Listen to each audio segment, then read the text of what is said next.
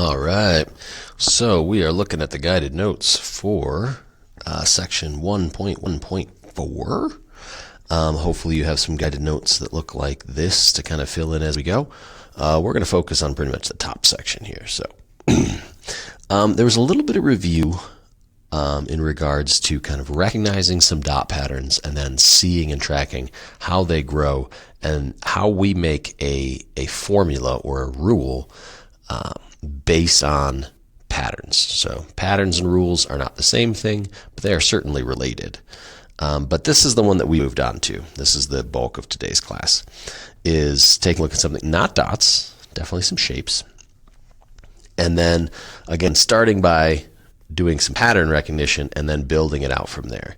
Now, in our guided notes, I have found, or I have really stressed this idea that drawing the pattern, so this should be figure 4 in that pattern, that starts with 1. And so drawing this allows me to like physically see what's changing each time. So the next one is like, all right, I got some more triangles on there. And then look, it adds this little diamond shape in the middle when I do that. And then number 3, that's what we already had. That's the last one. So now I know, hey, if I'm going to be making figure 4, that just involves making some diamonds, making some triangles pair up that go on top of that. I'm going to shade these in because it helps me see the triangles a little better. Not vitally important, but that's what figure 4 is going to look like.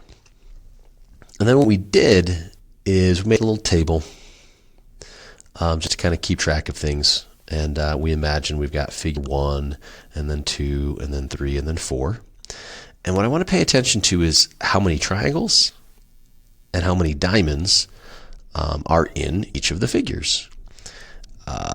Interestingly, not that interesting, if I look back at figure 1, so the data here I think is going to be really important. So I'm going to be scrolling back and forth just a little bit here. In figure 1, it kind of starts just with 2 triangles, and there's actually no diamonds present if you look carefully at it. Some people said, like, I see a half on each side, and 2 halves would make 1. I like the creativity there, but in all actuality, like, no, there's not a diamond in figure 1.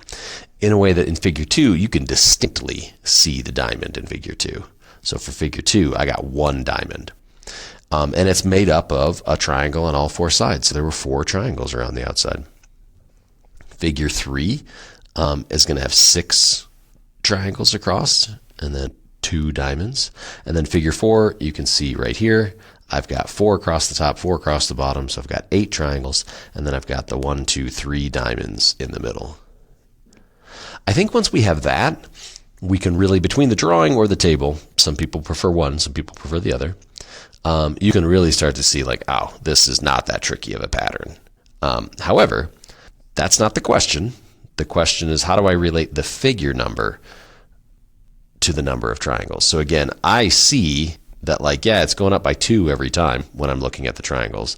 That's not my goal right now. My goal is to say, how does this number connect to this number? Oops, I got a little overzealous in my erasing. So patterns tell you what comes next. Rules tell me, hey, what's figure 7 going to have, right? Hypothetically.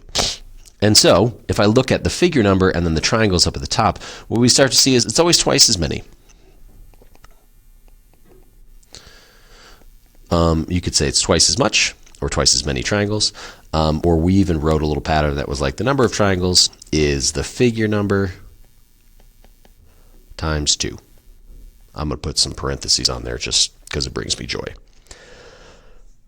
All right. We can test that out. Figure number 1 has got 2 triangles. Figure number 2 has got 4 triangles. Figure number 3 has got 6. This feels pretty sound as far as rules go. Figure number 7, if I hypothetically needed it, would be 14, right? It's just doubling that figure number each time. Why? Well, you can see the number of triangles matches the figure number. And then there's 2 layers of it. So that's why there's twice as many. That's a way to look at it.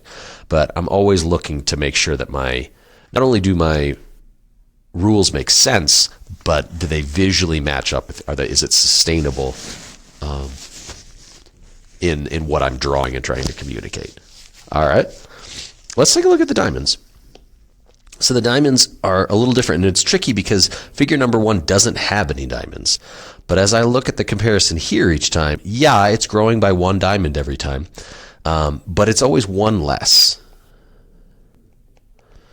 So the diamonds, I know my handwriting is not stellar here. The number of diamonds is equal to whatever our figure number is minus 1. And that's minus 1 is to take away or respect the fact that our first figure actually had no diamonds in it.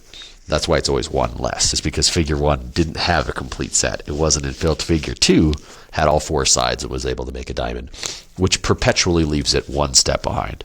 So again, if I wanted figure 7, I could just say, oh, it's going to have 1 less than 7. It would have 6. I don't really care that much about 7. I'm just pointing out that I need to be able to skip ahead and not just tell me what's next. Okay, hopefully this feels pretty consistent with our conversation before, but here's where we're going to throw a little curveball. The last one says, write a rule to find out how many total shapes would go with each figure, and then use that rule to figure out what figure 20 is going to be. Okay, total shapes, total shapes, total shapes. I can tell you a popular trend was to say, hey, I'm going to take, figure number 2, figure number times 2, plus figure number minus 1. I don't dislike that. It's just what they're doing is saying like, hey, I got how many triangles, and I'm going to take how many diamonds. I'm going to add them up. Because it's literally what total means, is to take these 2 things and add them up. So it's not a bad formula as formulas go.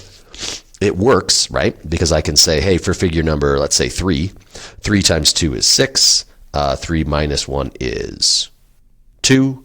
There are, in fact, 6 and 2, 8 total figures there. So it's a good functional formula. It's kind of long, a little clunky. And as we look at this algebraically, it's a little weird to have figure number in there more times than I need it. It's okay to have it more than once. I just don't know if I need that many. And so what we did is said like, all right, well, if I'm supposed to be using this table to help, in this one I need the total number of shapes. So let's figure out how many total shapes there are. Well, in figure 1, there's no diamonds and 2 triangles, so there's 2. In figure 2, there's 1 diamond and 4 triangles, so that's 5. In figure number 3, there were 2 diamonds and 6 triangles. That's 8. So basically, I'm just adding up the blue numbers each time. Do we see that these just sort of add up to find this new pink number at the top? Okay, why would I do that? That's the total. And that's our goal here. And we start to see, oh, how is it changing each time? What's the pattern? It's going up by 3. Is that 3 important in making a new formula? It could be. It could be. I could take this new formula and say, hey, on the left-hand side, I've got 2 figure numbers. Whatever the figure number is, I got 2 of those. And then I have another one thrown in right there. So why don't I just rewrite that to be the figure number times 3? And then I still want to include this guy because the fact that we're missing that diamond is still relevant and important. So I'm going to take that formula on the left and I'm going to simplify it to be figure number times 3. So if you didn't really pay attention to or compute the totals, it's hard to look at that pink thing and be like, well, where does the 3 come from? But now that I have those totals up at the top, you can be like, oh, of course I'm multiplying by 3. Like I can watch it grow by 3 every time. They're not multiples of 3 because they're always 1 less. That's where the minus 1 comes in. I have nothing against if you solved the green one. I'm just sharing that the pink one is kind of our end goal. That's what we want to evolve to. It's doing something called combining like terms, which we're going to practice more and more as the year goes on. And then I can test this out. The final thing was, what's figure 20 going to be? I could plug it into both of these two and say, oh, there's going to be 40 triangles and 19 diamonds. That's going to make 59 total shapes. Or I could plug it in down here and say 3 times 20 is 60, minus 1 is still 59. So that answer also belongs for number 4 because the question asked, may I write a rule and then use that rule to figure out how many diamonds and triangles there would be. All right.